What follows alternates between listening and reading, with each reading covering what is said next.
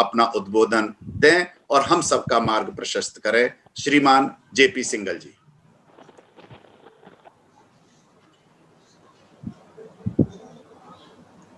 उपस्थित सभी महानुभावों को मेरा नमस्कार। इस समारोह सत्र की अध्यक्षता कर रहे दिल्ली अध्यापक परिषद के माननीय अध्यक्ष आदरणीय वेद प्रकाश जी, संरक्षक आदरणीय जय भगवान गोयल जी, महामंत्री राजेंद्र गोयल जी, अखिल भारतीय राष्ट्रीय शैक्षिक महासंघ के अखिल भारतीय संगठन मंत्री माननीय महेंद्र कपूर जी, सत्र में उपस्थित हमारे पूर्व अध्यक्ष आदरणीय डॉक्टर विमल प्रसाद अग्रवाल जी, मोहन पुरोहित जी, उदित प्रकाश जी, हमारे ABRSM के सभी पदाधिकारीगण, दिल्ली अध्यापक परिषद के पदाधिकारीगण और सभी इस आभासी पटल पर भाग ले रहे मेरे शिक्षक बंधु बहन हैं। मुझे कहा गया कि एक भारत श्रेष्ठ भारत पर कुछ मेरे मन में जो विचार हैं, मेरे मन में जो उद्गार हैं, वो मैं आपके सामने प्रस्तुत करूं। ये कहा जाता रहा है कि आइडियाज मूव्स द वर्ल्ड, विचारों से दुनिया चलती है, और इसलिए भारत का भी एक आइडिया है, भारत का भी एक विचार है। और इसीलिए इस पृष्ठभूमि को समझने के लिए जरूरी है कि हम जिस भारत की बात कर रहे हैं, जिस भारत में हम रह रहे हैं, जिस भारतवर्ष की, भारत राष्ट्र की हम गौरव गाथा लिख रहे हैं, उस भारत की पहचान क्या है? उस भारत की पहचान है कि हम विविधता में एकता की बात करते हैं, यूनिटी इन डाइवर्सिटी।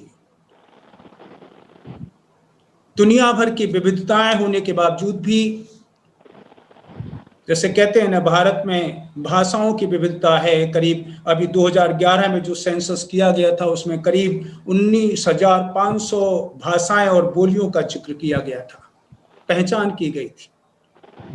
22 भाषाएं तो हमारे संविधान में शेड्यूल्ड भाषाओं के नाम से जानी जाती हैं, जिन भाषाओं में अनुसूचित भाषाएं वो, जिनमें हम बातचीत करते हैं, जिनमें हम सोचते हैं, जिनमें हम विचार मंथन करते हैं।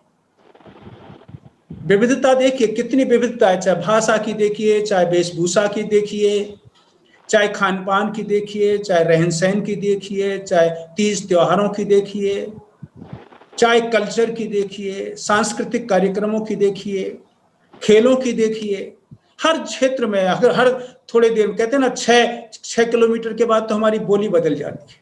ऐसे ही हमारे खेल अलग अलग हैं, अलग अलग राज्य के, अलग अलग क्षेत्र के, अलग अलग तरह के खेल कहे जा सकते हैं। गीत की बात करिए, संगीत की बात करिए, डांस की बात करिए, थिएटर की बात करिए, यानी इतनी सारी विविधताओं वाला देश दुनिया में कोई और नहीं है। इसलिए पहली पहचान हमारी है कि हम विविधताओं में एकता वाले देश हैं।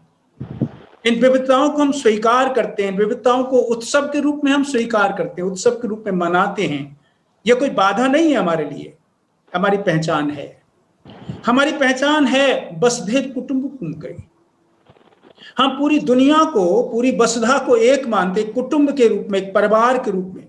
और जब परिवार के रूप में मानेंगे तो परिवार जैसा ही व्यवहार हम करेंगे, परिवार जैसा ही सम्मान हम देंगे, परिवार जैसा ही हम चिंता करेंगे। वसुधैव कुटुंबकम, यह हमारी पहचान है। पूरे विश्व को, पूरी इस धरती को, पूरी इस वसुधा को हम एक कुटुंब के रूप में स्वीकार करते हैं। एक अकेला भारत है जो अंतर नहीं करता कि ये इंग्लैंड का रहने वाला है, या ये USA का रहने वाला है, या रसिया का रहने वाला है। हम सबको एक कुटुंब के रूप में, कुटुंब की भांति हम विचार करते हैं, उस पर चिंता करते हैं। एक और पहचान कही जाती है और कहा जाता है, एकम सत विप्रा बहुधा वदंती। सत्य एक है, लेकिन उस सत्य को हमारा भारत यही मानता है कि सत्य एक है, लेकिन उस पर पहुंचने के जो रास्ते हैं अलग अलग हो सकते हैं।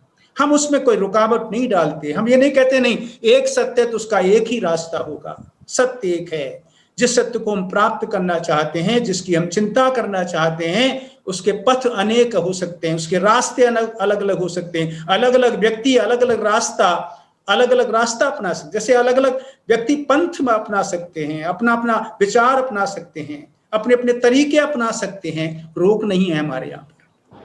कई जगह अकेला भारत ही ऐसा देश कहा जा सकता है, एक भारत ही देश की पहचान कही जा सकती है जहां पर कोई भी रुकावट नहीं है। आप कोई भी बोली में बोलिए, कोई भी भाषा करिए, कोई भी धर्म मानिए, कोई भी पंथ मानिए, कोई भी पंथ स्वीकार कीजिए, कोई भी आचरण करिए, किसी प्रकार की कोई रुकावट नहीं है। ये नहीं कि नहीं यही सत्य है और उसका यही सत्य रास्ता है, ये रास्ता हम एक नहीं मानते। हर व्यक्ति को स्वतंत्रता है, अपने तरीके से वो रास्ता चुन सकता है। जो रास्ता उसको ज्यादा सुलभ लगे, जो रास्ता ज्यादा परिणामदारी लगे, उस परिणामदारी रास्ते को चुन सकता है।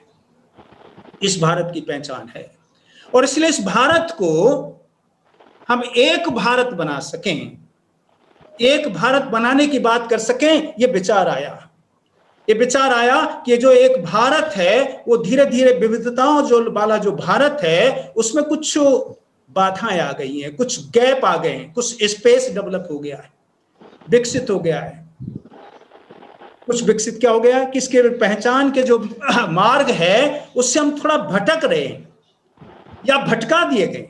कुछ भटक रहे हैं और कुछ भटका दिए हैं क्योंकि कुछ लोगों ने इस तरह का सोच उनके दिमाग में स्थापित कर दिया है जिससे कि जो रास्ता है, जिस रास्ते को हमें चुनना चाहिए, जिस रास्ते पर हमें चलना चाहिए, जिस रास्ते पर हमें बढ़ना चाहिए, उससे हम भटक रहे हैं। और जो अल्टीमेट गोल है हमारा, इस एक भारत से हम श्रेष्ठ भारत बन सकें, हम विश्व गुरु बन सकें। जो पहले सोने की चिड़िया कही जाती थी, सोने की चिड़िया हम बन सकें, ऐसा श्रेष्ठ भारत बन सके।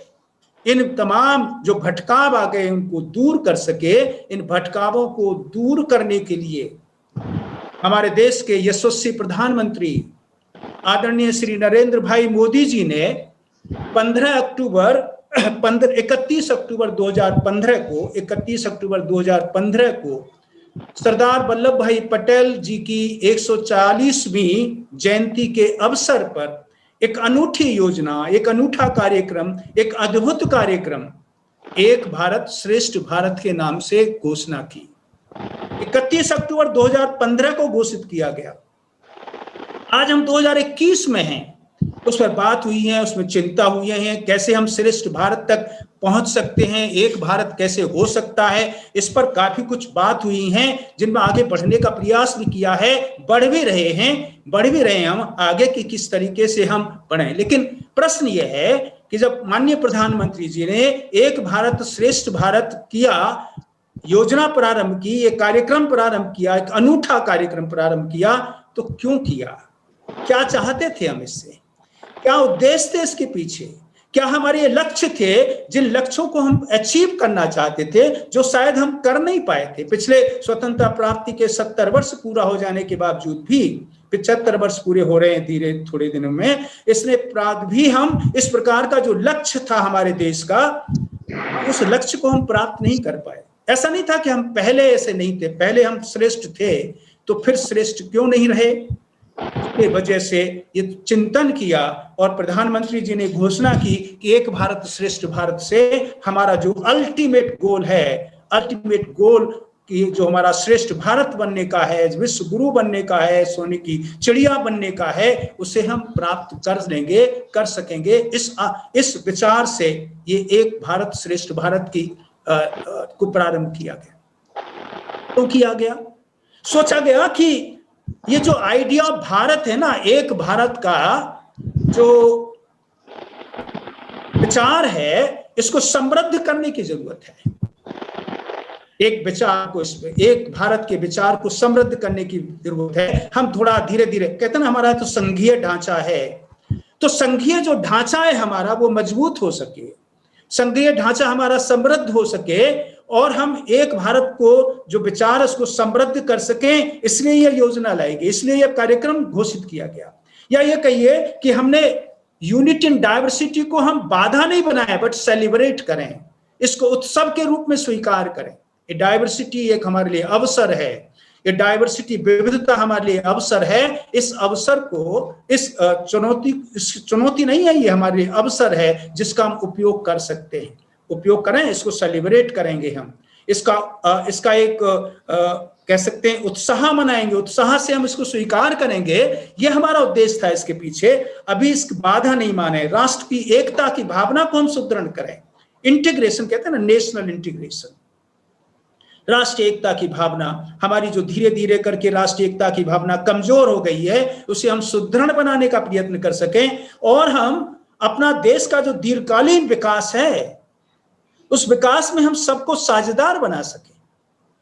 कहा जाता है ना, पहले कहा जाता है कि सन 1500 तक, 1500 ईस्वी तक भारत दुनिया की जीडीपी का 2/3 हिस्सा प्रदान करने वाला था।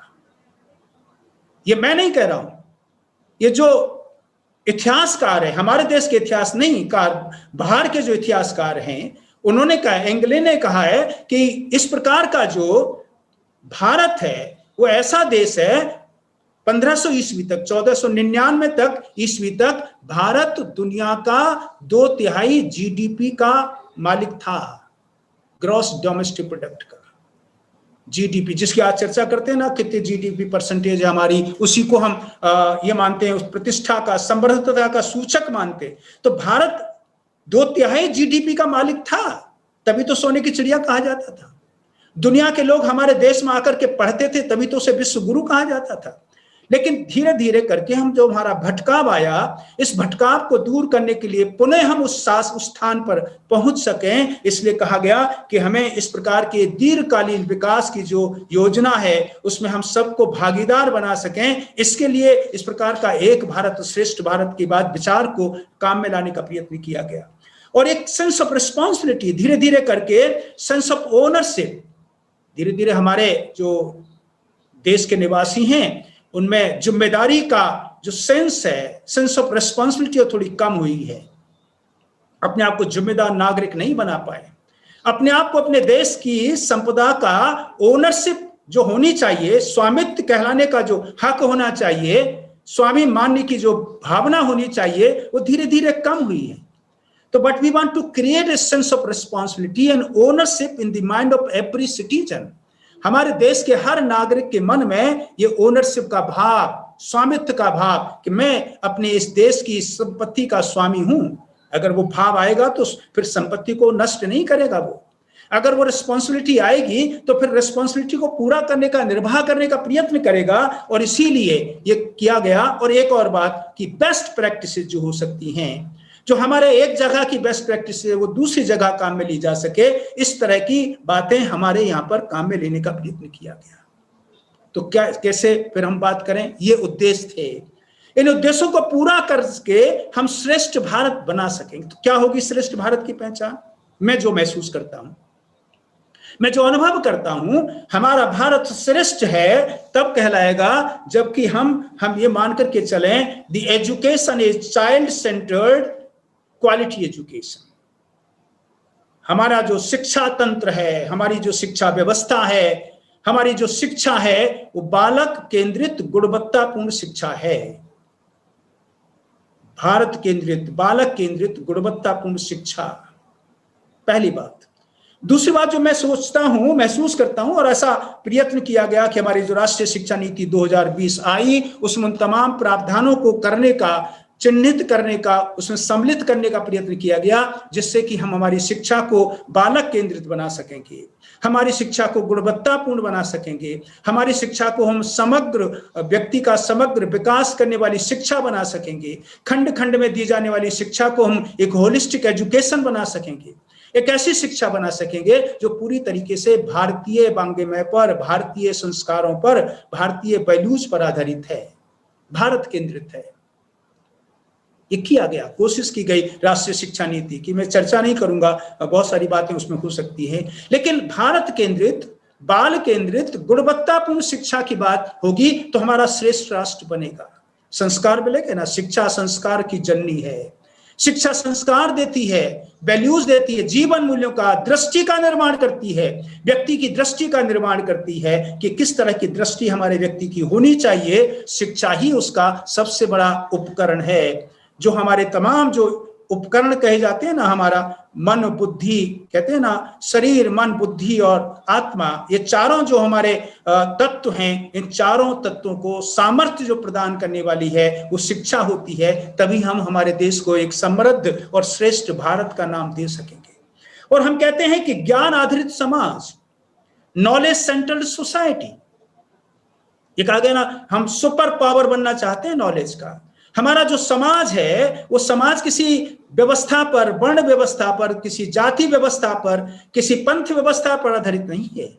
हमारा समाज है वो ज्ञान पर आधारित है, ज्ञानवान समाज है, नॉलेज ओरिएंटेड सोसाइटी है हमारी। ज्ञान देने वाला विवेकपूर्ण समाज है हमारा। ज्ञान वाला समाज हमारा बनेगा तब हम श्रेष्ठ भारत बनेंगे। और तीसरी बात, विकास होना चाहिए, मानव केंद्रित विकास। हमारा जो विकास है वो ह्यूमन सेंटर्ड होना चाहिए। मानव केंद्रित विकास कैसे होगा? मानव को केंद्र मान करके विकास करें। मैं मैनेजमेंट का छात्र हूं तो कभी कभी कहा जाता है सस्टेनेबल डेवलपमेंट विदाउट टीयर्स। बिना आंसू बहाए हुए अगर हम एक दीर्घकालीन विकास कर सकते हैं, एक सस्टेनेबल, जो ज्यादा दिन चिरस्थायी रह सके, ऐसा विकास कर सकते हैं, तो वो विकास है। अगर किसी को कष्ट पहुंचा करके, किसी को नुकसान पहुंचा करके, किसी का देह तोड़ करके अगर किसी प्रकार का विकास किया जाता है तो विकास की ये धारणा नहीं है भारत की। भारत की धारणा है कि विकास भी होना चाहिए लेकिन वो मानव केंद्रित होना चाहिए, मनुष्य को केंद्र मान करके विकास किया जाना चाहिए। और इसीलिए माननीय प्रधानमंत्री जी ने इस प्रकार का एक नया चालू किया और कहा आत्मनिर्भर भारत। आत्मनिर्भर भारत, मैं कह सकता हूं कि आत्मनिर्भर भारत अगर है तो निश्चित तौर से हमारा श्रेष्ठ भारत बनेगा। आत्मनिर्भर भारत की जो कह सकते हैं आधार है वो श्रेष्ठ भारत का आधार बन सकेगा। आत्मनिर्भर भारत, कैसे हम आत्मनिर्भर भारत बनाएंगे? जहां हर व्यक्ति आत्मनिर्भर अपने आप को बनाने का प्रयत्न करे, किसी तरीके से दूसरे व्यक्तियों पर निर्भरता उसकी कम से कम की जा सके, ऐसे आत्मनिर्भर भारत की बात हम करते हैं। और एक और बात कही, नवाचार केंद्रित भारत। ये बहुत चर्चा की जाती है कि भारत में हम नवाचार नहीं करते, भारत में कुछ नयापन नहीं लाते, जो घिसा पिटा तरीका है उसी को अपनाने का प्रयत्न कर पाते हैं। और इसलिए जो ग्लोबली कॉम्पिटिटिव हमारी जो स्थिति है, हम विश्व के धरातल पर अपने आप को प्रतिस्पर्धी बना सकें, उस पर निश्चित तौर से कुछ अपना अधिकार जमा सकें, उससे वंचित हो जाते हैं। नवाचार आधारित भारत, हमारा भारत ऐसा होना चाहिए जो निरंतर नित्य नूतन नवाचार करता रहे। नित्य नूतन नवाचार करेगा तो निश्चित तौर से जो कुछ हमारे पास नहीं है वो भी हमको प्राप्त हो सकेगा। नवाचार हमको एक गहरी आस्था नवाचार में हमारी होनी चाहिए। और इस नवाचार के माध्यम से न केवल हम आत्मनिर्भर भारत बना सकेंगे, बल्कि जो श्रेष्ठ भारत की कल्पना माननीय प्रधानमंत्री जी ने की है, जो मन में उन्होंने सोचा है, उसको भी, उनके सपने को भी हम पूरा करने का प्रयत्न कर सकते हैं। एक और बात आती है कि आखिरकार फिर क्या करें, कैसे करेंगे। इस योजना में बहुत सारी बातें बताई गई, वो इतना समय नहीं है कि उन तमाम बातों के बारे में आपसे चर्चा कर सकूं, लेकिन कुछ बातें जो मेरे मन में हैं, उन्होंने कहा कि हम दो राज्यों के पेयर बनाएंगे, जोड़ा बनाएंगे, और उन दो राज्यों के बीच में इस तरह का इंटीग्रेशन किया जा सकेगा, इस तरह का एक्सचेंज किया जा सकेगा जिससे कि हम एक दूसरे को समझें। मैं अक्सर कह रहा हूं कि इसका एकमात्र तरीका है कि हम एक दूसरे को जानें। श्रेष्ठ भारत बनने के लिए जरूरी है हम एक दूसरे को जानें, एक दूसरे को मानें और एक दूसरे का बनने का प्रयत्न करें। एक दूसरे को जाने, अभी जानते नहीं है, हमें पता नहीं है कि हमारे सिक्किम की, दिल्ली और सिक्किम का पेयर बनाया गया कि दिल्ली के लोगों को शायद पता नहीं होगा कि सिक्किम की कल्चर क्या है, सिक्किम के खेल क्या हैं, सिक्किम का गीत क्या है, संगीत क्या है, ड्रामा क्या है, फिल्म क्या है, ये नहीं जानते हम।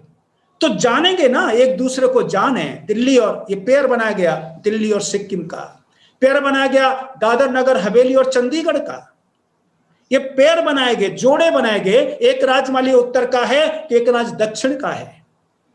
कहते हैं ना, हम जब कभी कभी किसी प्रदेश में रहते हैं तो बहुत सारे प्रदेश हैं जहां बहुत सारे लोगों के काम रहते हैं, तो उनसे बच्चों से पूछा जाता है अगर तुम नाना नानी के पास जाओगे तो कहां जाओगे? नाना नानी के पास जाऊंगा तो मैं दक्षिण में जाऊंगा क्योंकि दक्षिण में रहते हैं मेरे नाना नानी। और अगर मैं दादा दादी के पास जाऊंगा तो वो उत्तर में जाऊंगा क्योंकि वो उत्तर में रहते हैं दादा दादी। ये इंटीग्रेशन की बात है, एकीकरण की बात है। लेकिन हम ये कब जानेंगे?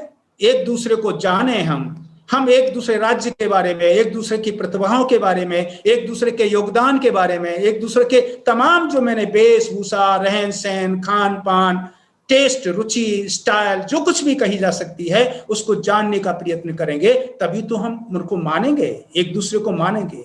और जब एक दूसरे को मान लेंगे तो फिर एक दूसरे का बनेंगे भी। एक दूसरे का बनने का मतलब एक दूसरे का विश्वास करेंगे, हम एक दूसरे के लिए कार्य करने का प्रयत्न करेंगे। ऐसा बनना चाहिए श्रेष्ठ भारत बनने के लिए। और बनेगा श्रेष्ठ भारत इसलिए जब हमारा दिल दूसरे के लिए धड़केगा। अगर हमारा दिल दूसरे के लिए धड़केगा तो निश्चित तौर से हम उसको समझेंगे, उसके बनेंगे, हम उसको मानेंगे भी, उसके बनेंगे भी। ये जरूरत है। अगर हम इस योजना को इस रूप में लाने का प्रयत्न करेंगे, इस तरह से कार्य रूप में पंडित करेंगे, तो जो कुछ भी हमने सोचा है, जो कुछ भी संकल्प इस योजना के अंतर्गत है, उस संकल्प को हम सिद्ध कर सकेंगे। मैंने एक उदाहरण दिया आपको कि ऐसे राज्यों के पेयर बनाए गए हैं, जोड़ा बनाए गए हैं। और वहां जोड़ा बना करके क्या कहा गया है?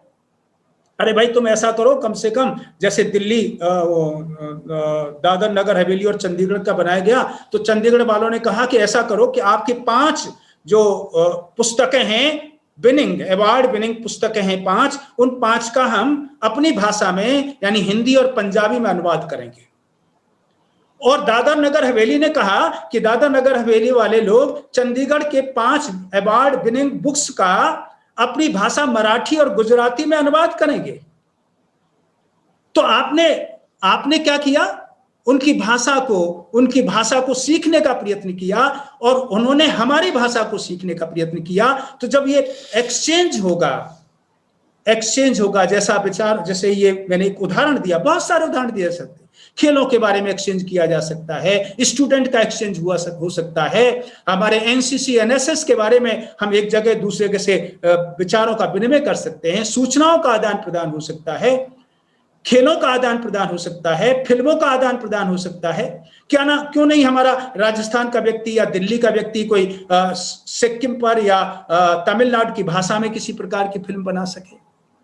क्यों नहीं हम इस प्रकार का काम करने का प्रयत्न करते हैं जिससे कि ये कहा सकता है कि हम इस प्रकार की कोई एग्जीबिशन लाकर करें। तमिलनाडु के फोटोग्राफी का एग्जीबिशन अगर सिक्किम मतलब दिल्ली में लगाया जाए तो दिल्ली का लोगों का ज्ञान होगा।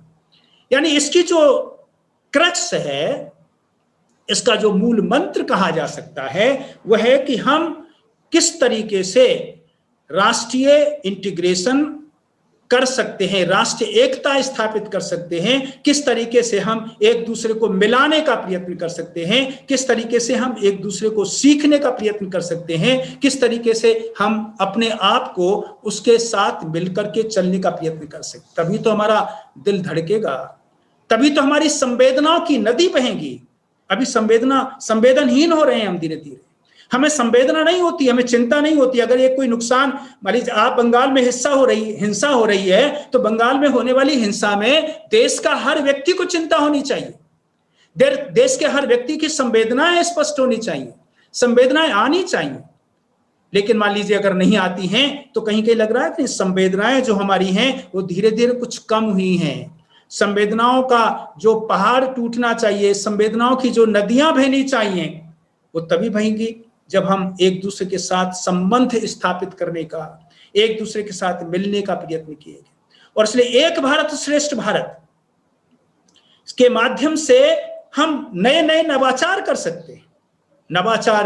नवाचार को, ये जो एक भारत श्रेष्ठ भारत की योजना है, ये नवाचार को प्रोत्साहित करने वाली है। नई नई चीजों का हम आविष्कार करेंगे, नई नई चीजों को हम लाने का प्रयत्न करेंगे, नई नई चीजों को अपनाने का प्रयत्न करेंगे। कहा गया कि बहुत सारी जगह पर हमारी भाषा को जानने का प्रयत्न, जैसे कहा गया ना, भारत में कहा गया कि क्या कोई ऐसा विश्वविद्यालय खोला जा सकता है जो मल्टीपल लैंग्वेज का विश्वविद्यालय हो। विश्वविद्यालय विभिन्न भाषाओं को पढ़ाने वाला, देश की 22 भाषाएं संविधान में दी गई हैं शेड्यूल में। तो इस अनुसूचित जो भाषाएं, हमारी अनुसूची जो में दी गई जो भाषाएं 22 कही जा सकती हैं, क्या कोई एक ऐसा विश्वविद्यालय हो सकता है जिस विश्वविद्यालय में सभी भाषाएं एक स्थान पर पढ़ाई जा सके। अगर आज मान लीजिए कोई हिंदी विश्वविद्यालय तमिलनाडु में प्रारंभ किया जाए, और राजस्थान में अगर मान लीजिए कोई तमिल का भाषा का विश्वविद्यालय या कॉलेज प्रारंभ किया जाए, या दिल्ली में किसी प्रकार का वो खेल प्रारंभ किया जाए जो सिक्किम में चलता है, और सिक्किम वाले वो चेयर चालू करें जो दिल्ली में चलता है, तो उनका क्या होगा? इंटर एक्सचेंज होगा, उनके बीच में आदान प्रदान होगा, और आदान प्रदान होगा, भावनाओं का आदान प्रदान होगा, विचारों का आदान प्रदान होगा, और जो हमारी विचार है ना, उसको भी हम काम में लेने का प्रयत्न करें। अच्छा लगता है ना जब कभी मान लीजिए आप किसी प्रदेश में जाते हैं और उस प्रदेश में जाकर के उसकी भाषा में बोलते हैं, लगता है ना अच्छा। बहुत सारे हमारे राजनेता करते हैं ना, जब चुनावों में जाते हैं तो जिस देश में जाते हैं तो उस भाषा में बोलने का प्रयत्न करते हैं, लेकिन उसका प्रभाव पड़ता है।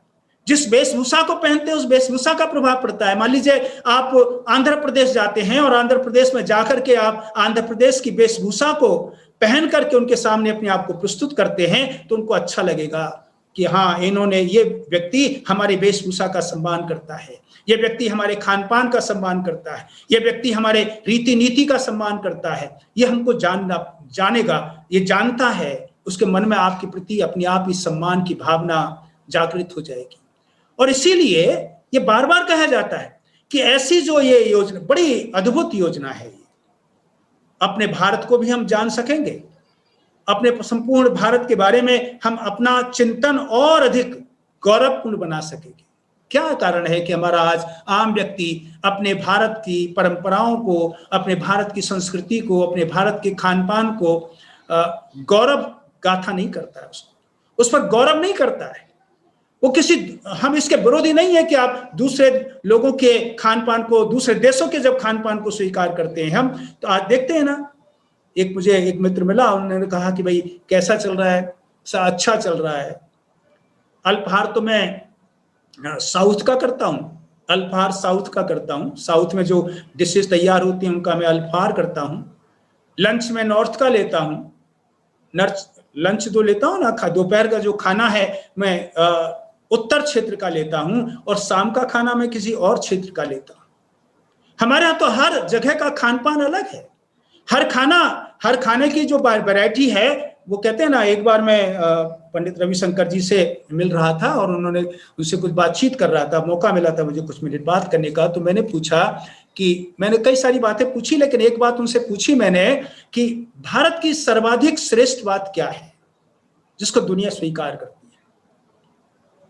तो उन्होंने कहा कि भारत की सबसे श्रेष्ठ बात जो जिसको दुनिया स्वीकार करती है, दुनिया के पास जिसका कोई विकल्प नहीं है, पहला है उसकी खाने की डिशेस, खाना, वैरायटीज ऑफ फूड। और दूसरा बता पहनावा। हमारा जो पहनावा है ना, हमारे देश का जो पहनावा है, दुनिया में कहीं नहीं है। इतना तरह तरह का पहनावा है। और तीसरा कहा उन्होंने गीत संगीत और कला। ये चार बातें ऐसी हैं, और योग, एक और बात कही थी योग। ये 4-5 बातें जो हैं, इनका कोई मुकाबला दुनिया में नहीं है। दुनिया इसके लिए लालायित है। हमारा गीत संगीत, हमारा डांस, हमारा खाना, हमारी वेशभूषा। तो जब हम इसका अपने देश के अंतर्गत, जब इतना विविधता है इसकी, इन तमाम की विविधता है, तो इसको अगर हम एकीकृत करेंगे, एक बनाने का प्रयत्न करेंगे, समझने की चेष्टा करेंगे, पर एक्सचेंज करेंगे, एक दूसरे का सम्मान करेंगे, तो स्पिरिट ऑफ सेंस जो कहना चाहिए, स्पिरिट ऑफ इंटीग्रेशन कहना चाहिए, एकीकरण का एकात्म भाव पैदा होगा। और जब एकात्म भाव पैदा होगा तो जो भारत आज है उससे और अधिक श्रेष्ठ भारत हम बनने की जो बात है हमारे मन में आ सकेगी। और इसलिए हमेशा हम ये बात कोशिश करें कि जो जितनी भी योजना बनाई गई है, जिससे कि हम इस प्रकार का जो कार्य है, उस कार्य के विभिन्न आयाम हैं। एजुकेशन के माध्यम से कैसे करेंगे हम, आत्मनिर्भर भारत के माध्यम से कैसे करेंगे हम, नवाचार के माध्यम से कैसे करेंगे हम, खेलों के माध्यम से कैसे करेंगे हम, पुस्तकों के माध्यम से कैसे करेंगे हम, हमारे जो और तमाम सांस्कृतिक कार्यक्रम उनके माध्यम से कैसे करेंगे। कितना अच्छा लगेगा कि अगर मान लीजिए कोई सांस्कृतिक कार्यक्रम, आप ऐसा कार्यक्रम जो वहां होता है उसको आप अपने क्षेत्र में करने का प्रयत्न करें, आनंद भी आएगा। पहले कुछ कठिनाइयां होती हैं, भाषा की कठिनाई हो सकती है, लेकिन आज देखते हैं ना, दुनिया में सर्वाधिक सिनेमा जो देखा जाता है वो कौन सा देखा जाता है? हिंदी सिनेमा देखा जाता है। मैं तो कभी कभी कहा करता हूं कि हिंदी भाषा के बढ़ावे में, प्रोत्साहन करने में सबसे बड़ा योगदान अगर कुछ कहा जा सकता है, हिंदी लोगों का तो है, हिंदी का जो प्रचार प्रसार करते हैं उनका तो है ही, लेकिन हिंदी सिनेमा का है।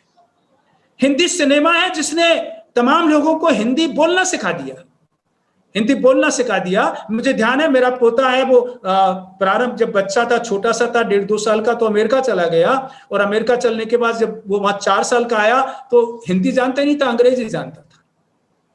तो मैंने कहा भाई ये तो बड़ा कमाल का बात हो गया। तो मैंने कहा देखो, मैं तुमको एक तेलानी राम आता है, एक तेलानी राम, मैंने कहा कि तू तेलानी राम रोज देखा कर, आधा घंटे तेलानी राम देखा कर, और तेलानी राम देख करके वो अच्छी हिंदी बोलने लग गया। हो सकता है मैं बताता तो नहीं बोल पाता। तो मैं कहता हूं कि ये योगदान है, इसलिए ये तमिल सिनेमा क्यों नहीं देख सकते हम, बंगाली सिनेमा क्यों नहीं देख सकते, गुजराती भाषा की सिनेमा क्यों नहीं देख सकते। अगर हम उस भाषा के सिनेमा को देखेंगे तो निश्चित तौर से हमारी जो एकता है, एकता की जो भावना है वो बढ़ेगी भी, और जो श्रेष्ठ भारत की कल्पना हमने की है, हम सोचते हैं कि ऐसा हमको बनाना चाहिए, वो बन सकेगा। ऐसे प्रोग्राम, ऐसे कार्यक्रम बनाने का संकल्प हम लेंगे। शिक्षक कर सकता है, शिक्षक के पास ऐसा अवसर है। आपका दिल्ली अध्यापक परिषद भी अपने स्तर पर इस प्रकार के बहुत सारे कार्यक्रम ले सकती है। जैसे स्टूडेंट एक्सचेंज प्रोग्राम है, एक प्रोग्राम है ना, स्टूडेंट एक्सचेंज प्रोग्राम है। एक मुझे ध्यान है, एक बार दिल्ली जो विश्वविद्यालय है उसके द्वारा एक ट्रेन चालू की गई थी। ट्रेन, एक दिल्ली के विद्यार्थी जो पढ़ते हैं दिल्ली यूनिवर्सिटी में, उनके लिए पूरे देश का भ्रमण करने के लिए ट्रेन प्रारंभ की गई, जो जगह जगह प्रदेश प्रदेश में जाकर के उसके विचारों को, उसकी संस्कृति को, उसकी भाषा को जानने का प्रयत्न वहां पर करेगी, विद्यार्थियों को वहां पर ले जाएगा। ट्रैवल कहा जाता है ना, यात्रा अपने आप में, टूरिज्म जो है अपने आप में एक बहुत बड़ा काम कर सकता है, जिससे कि हम इस प्रकार की बात कर सकते हैं। और इसीलिए मैं तो यही कहूंगा कि जो विचार विनिमय है, खाली विचारों का आदान प्रदान नहीं, तमाम क्रियाओं का आदान प्रदान, जो मैंने इतनी सारी बातें आपके सामने कही थी, तीज त्योहार वगैरह वगैरह, खाना, वेशभूषा, इन सब के बारे में अगर हम करेंगे तो जो हमारी विविधता है ये हमारे लिए क्या बन जाएगा, अवसर प्रदान करेगा। इस विविधताओं को उत्सव के रूप में मनाएंगे, और इस अवसर से हम एक जो श्रेष्ठ भारत की कल्पना है, आत्मनिर्भर भारत की जो कल्पना है, वो निश्चित तौर से हम प्राप्त कर सकेंगे। इतना ही समय मेरे से कहा गया था, इतना समय आपके पास है। इतनी बात मैं कहते हुए अपना जो निवेदन है वो समाप्त करता हूँ। जय भारत। बहुत बहुत धन्यवाद भाई साहब।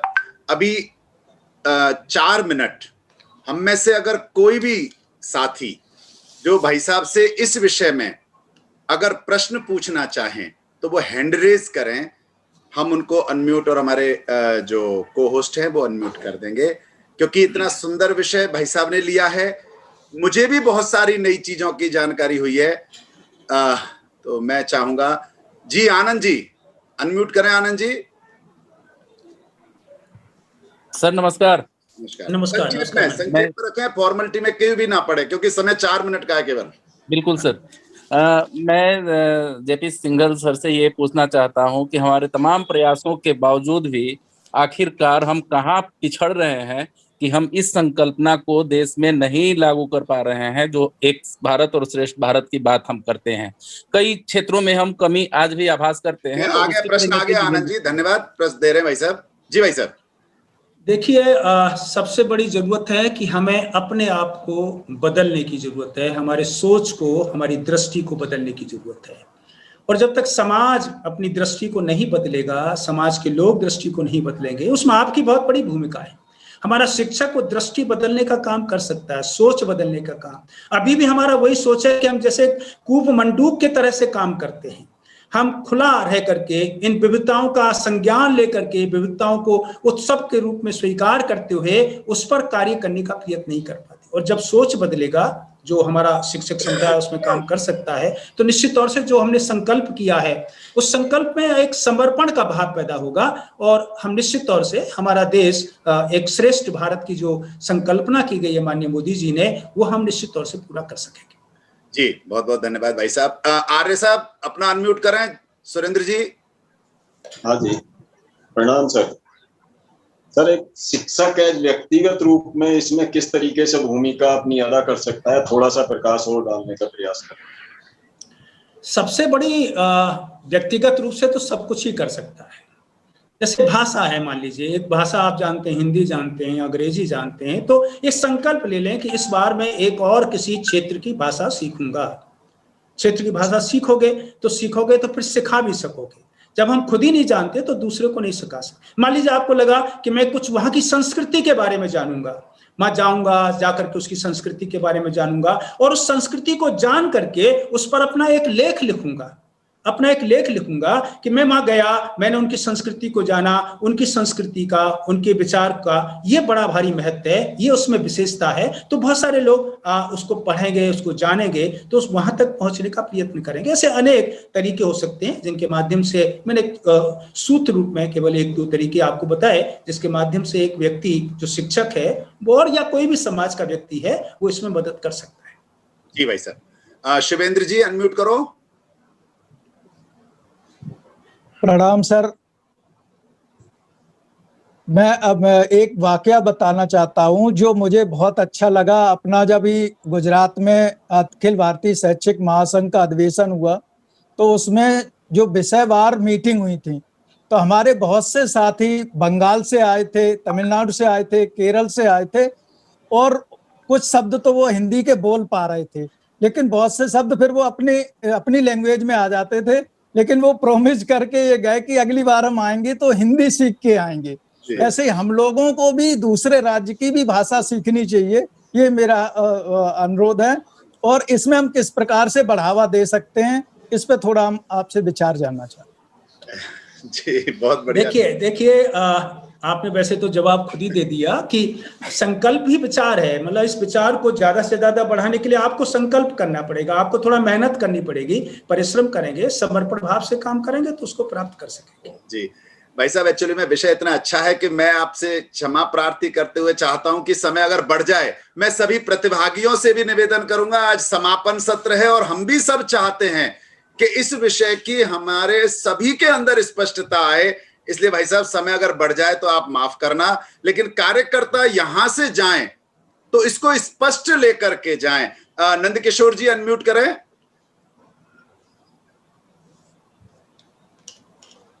नंदकिशोर जी नहीं हो पा रहे हैं शायद। अनम्यूट करिए, अनम्यूट नंदकिशोर जी। संजय तिवारी जी, तब तक संजय जी। जी भाई साहब नमस्कार। जी भाई साहब। जैसा कि आदरणीय सिंघल साहब ने बताया है कि भोजन, पहनावा, साहित्य, संगीत और कला ये हमारी जो मुख्य आधार है, तो क्या हम इसको अपनी सरकार के माध्यम से और जो शिक्षाविद बैठे हुए हैं उसके माध्यम से एक्सचेंज प्रोग्राम चला सकते हैं। और ये जो अभी उदाहरण आया कि बंगाल से जो लोग आए थे वो हिंदी सीख करके गए और प्रॉमिस करके गए। मैं नागपुर गया था, वहां से मैं मलयालम में गीत सीख करके आया। अरे वाह, वेरी गुड। तो जब मैं अपने विद्यालय में आकर के सुनाया तो सभी लोग बहुत आश्चर्यचकित थे कि ऐसा कैसे संभव हो सकता है। तो ये परिणाम आते हैं, इसको अगर हम इम्प्लीमेंट करेंगे अच्छा रहेगा।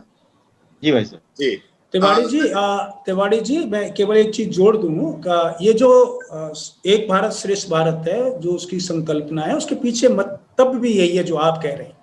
हमारी राज्य सरकारों को कहा गया कि एक राज्य सरकार किसी दूसरे राज्य के साथ एक जोड़ा बनाए और जोड़ा बना करके उसमें सब तरह का एक्सचेंज करे। उसमें कला का भी होगा, उसमें थिएटर का भी होगा, उसमें मूवी का भी होगा, उसमें खान पान का भी होगा, वेशभूषा का भी होगा। ऐसे प्रोग्राम, स्टूडेंट एक्सचेंज प्रोग्राम करे, टीचर एक्सचेंज प्रोग्राम करे, ताकि हम एक दूसरे को नजदीक आ सकें, एक दूसरे को समझ सकें, भाषाओं का भी एक्सचेंज होगा। इसलिए ये योजना है, इसका भाग ही है, इसलिए हम इसको इस तरीके से कर सकते हैं। हाँ जी। नंदकिशोर जी, नंदकिशोर जी। हाँ, मैं पूछना चाह रहा था भाई साहब कि हमारी प्राचीन उंगली हटाओ माइक से, हाँ कैमरे से उंगली हटाओ आपका। हाँ अब ठीक है, बताइए। हमारी जो प्राचीन विरासत है, जिसको कि हम श्रेष्ठ भारत में उत्थान के लिए उसकी संस्कृति सभ्यता को अपनाएं, बढ़ावा दें, उसके लिए क्या धार्मिक शिक्षा की आवश्यकता नहीं है क्या?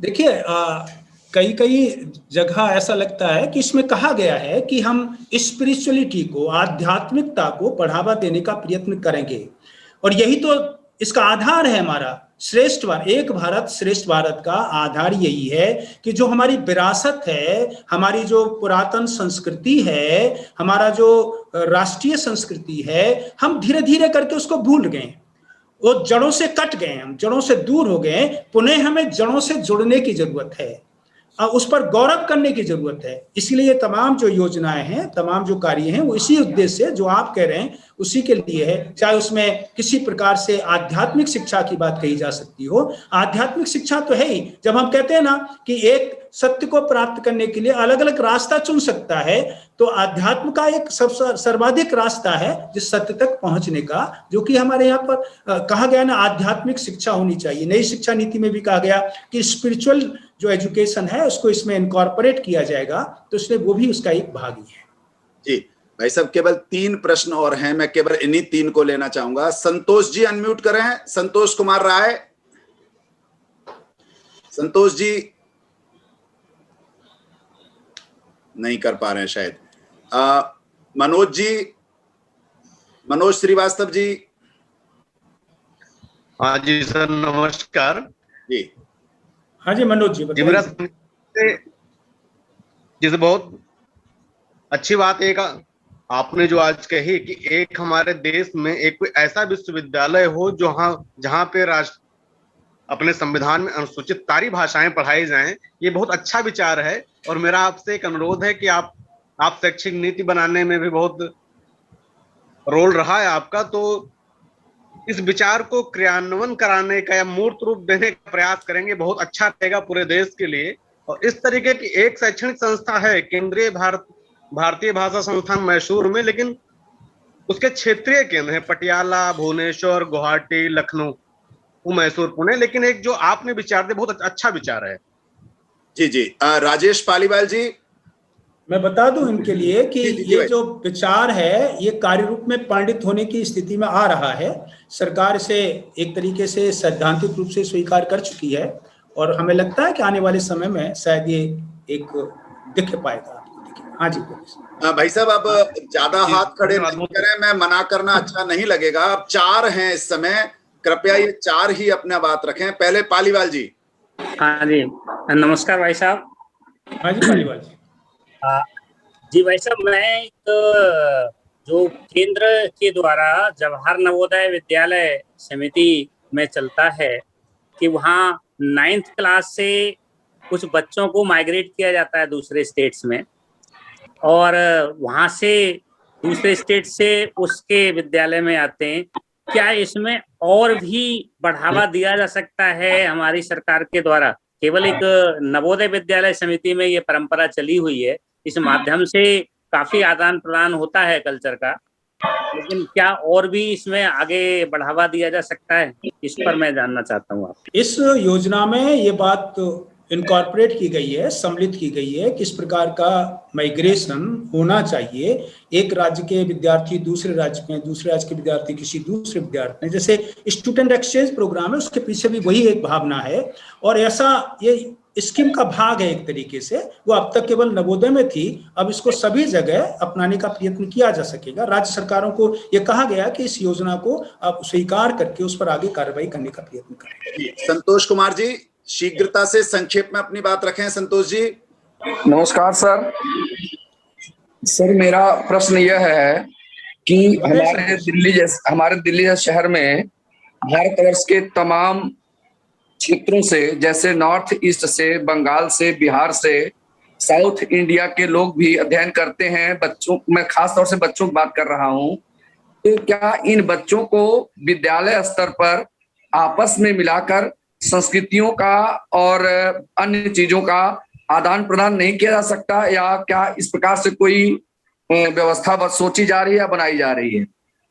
देखिए, ये तो कॉस्मोपॉलिटन है सिटी आपका। सभी प्रकार के लोग, सभी क्षेत्रों के लोग, सभी भाषाओं के लोग, सभी खान पान के लोग वहां पर हैं, और इसलिए वो अवसर तो वहां पर है ही, लेकिन खाली हम उसको उस तक सीमित नहीं करना चाहते। इस एक भारत श्रेष्ठ भारत में इसको व्यापक स्वरूप प्रदान करने का प्रयत्न किया गया है।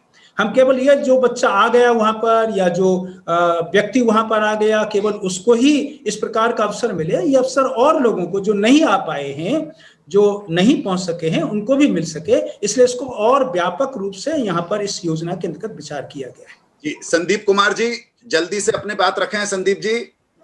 सभी वटवृक्षों को प्रणाम। सर, हम एक अदने से कर्मचारी हैं, अपने शिक्षा निदेशालय परिवार के विषय शिक्षा अध्यापक हैं हम, और वर्तमान में लखनऊ के रहने वाले हैं। और यहाँ पर आने के बाद हमें हिंदी एक भाषा के रूप में जो दिल्ली में दिखाई दी, जैसे कई राज्यों का प्रभाव होने के कारण यहाँ की हिंदी कुछ अजीब सी रही सर। और हिंदी जब टाइप भी किया जाता है तो दूरी को दूरी लिखा जाता है। तो ऐसे समय में सर वहां पर जाकर उसको परिवर्तित कर देना, या इस तरह से लोगों को समझाना कि आप जो भी लिखें उसको उचित रूप से लिखें। इसके अलावा एक शिक्षक स्तर पर सर और क्या हम कर सकते हैं जिससे यहाँ पर लोग हिंदी के प्रति जागृत हो, या फिर क्योंकि हिंदी हमारी मातृभाषा और चूंकि रक्त में प्रवाहित होती है, और संस्कार और संस्कृति हमारे रक्त के माध्यम ही एक व्यक्ति से दूसरे स्थान तक पहुंच सकते हैं, ऐसा हमारा मानना है। तो एक शिक्षक के द्वारा हम क्या क्या कर सकते हैं सर, जिससे कि हिंदी का यहाँ पर थोड़ा सा हो? जी, संदीप जी, विषय आ गया है, भाई साहब उत्तर दे रहे हैं। देखिए, हिंदी सबकी भाषा बने, हिंदी अच्छी भाषा बने, हिंदी का शुद्ध उपयोग किया जाना चाहिए, ये हम सबकी जिम्मेदारी है। और कहते हैं ना, बहुत सारी चीजें स्वीकार कर ली जाती हैं लेकिन उसको लागू नहीं किया जा पाता। जैसे कहा, हिंदी राजभाषा बना दी गई, यानी राजकाज की भाषा बना दी गई, लेकिन राजकाज की भाषा में हिंदी को काम में नहीं लिया जाता। आपके यहाँ भी दिल्ली में देखा गया है कि स्कूलों के अंतर्गत जो आदेश निकलते हैं, या विश्वविद्यालयों के अंतर्गत जो आदेश निकलते हैं, वो हिंदी में नहीं निकलते, अंग्रेजी में निकल पाते हैं, बहुत सारी चीजें। लेकिन परिवर्तन आ रहा है। परिवर्तन क्या आएगा? जन जागरण करने से परिवर्तन आएगा, और निश्चित तौर से हम ही लोग वो काम करेंगे। हम ही लोग वो काम कर कि जो चीज होनी चाहिए, जिसको जिस तरीके से क्रियान्वित किया जाना चाहिए, उसको क्रियान्वित करने का प्रयत्न करना चाहिए। जब ये जन जागरण प्रारंभ हुआ तो हुआ है ना, हाई कोर्ट में भी अब बहुत सारे डिसीजन जो है हिंदी में देने लगे, बहुत सारे उच्च न्यायालय क्यों देने लगे? क्योंकि हिंदी को राजभाषा जब स्वीकार किया गया तो हिंदी भाषा में आप क्यों नहीं दे पाते? तो ये खाली हिंदी भाषा ही महत्वपूर्ण नहीं, सभी भाषाएं। ये जो इस श्रेष्ठ भारत का मतलब है कि खाली एक भाषा को उन्नत करने से काम नहीं चलेगा, वो अपने आप उन्नत होगी ही होगी, वो भाषा तो होनी ही चाहिए। हिंदी हमारी राजभाषा है, लेकिन उसके साथ साथ और भाषाओं का भी। मैंने एक उदाहरण दिया था आपको एक जगह, कभी मैं बोल रहा था कि अगर मान लीजिए तमिलनाडु वाले हिंदी भाषा से प्रेम नहीं करते तो वो प्रेम करना प्रारंभ कर देंगे, बशर्ते कि आप तमिल से प्रेम करना प्रारंभ कर दें। अगर मान लीजिए दिल्ली का एक व्यक्ति, या राजस्थान का एक व्यक्ति, या उत्तर प्रदेश का एक व्यक्ति तमिल की भाषा सीखने का, तमिल की भाषा को स्वीकार करने का प्रयत्न करेगा, तो तमिल वाले लोग भी हमारी इस भाषा को, हिंदी को स्वीकार करने का प्रयत्न करेंगे। तो ये रेसिप्रोसिटी होती है ना, एक दूसरे के बारे में चिंता करने की बात, ये चिंता हमको करनी होगी, तभी हम जाकर के इसको ठीक कर सकेंगे। जी, अनिल जी। जी नमस्कार। मेरा छोटा सा एक सजेशन है, और ये है कि जैसे हम लोग अखिल भारतीय लेवल पे काम करते हैं, तो राज्य सरकारें जो पेयर बनी है वो तो अपनी जगह काम कर ही रही है। क्या हम लोग अपने संगठन के आधार पे वहाँ के टीचर के साथ अभी ऑनलाइन बातचीत करें, उनके बारे में जाने, हम बताएं, और ऐसे ही पूरे भारत में जो पेयर राज्य सरकार के बीच में बनी है उन सब के बीच में एक्सचेंज प्रोग्राम हो सकता है। अच्छा सुझाव है, इस पे काम करेंगे। जी, बहुत बहुत धन्यवाद भाई साहब।